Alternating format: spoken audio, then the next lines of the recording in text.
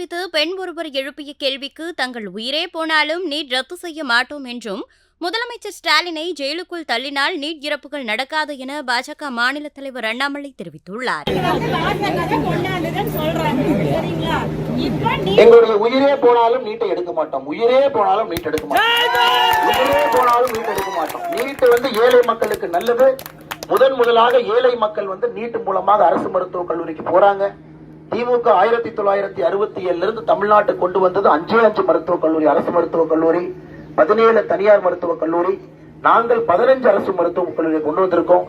எங்களுடைய நோக்கம் ஏழை மக்கள் காம்படிட்டிவ் எக்ஸாம் மூலமாக சமூக நீதியோடு அரசு மருத்துவக் கல்லூரிக்கு போகணும். உயிரே போனாலும் நீட்டை மட்டும் எடுக்க மாட்டோம்.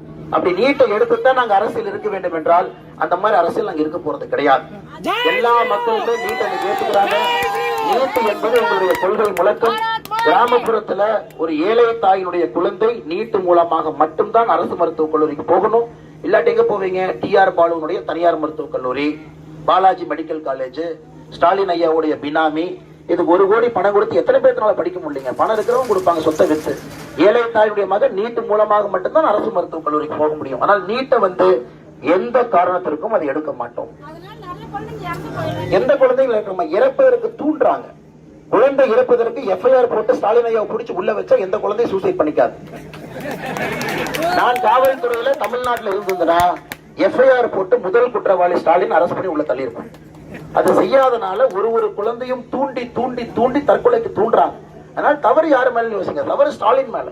எங்க மேல என்ன தவறுங்க? நீங்க தரவுகள் எடுத்து பாருங்க. 2016க்கு பிறகு நீட் வந்த பிறகு எத்தனை குழந்தைகள் அரசு மருத்துவக் கல்லூரிக்கு போயிருக்கிறாங்க. பாம்பு பிடிக்கிறவங்க குழந்தை போயிருக்கிறாங்க. மங்கையக்கரசி மதுரை பக்கத்துல தினமும் பூ விக்கிறவங்க குழந்தை போயிருக்கிறாங்க. எத்தனை உதாரணம். செய்திகளை உள்ளது உள்ளபடி தெரிந்து கொள்ள ரெஃப்ளெக்ட் நியூஸை சப்ஸ்கிரைப் பண்ணுங்க.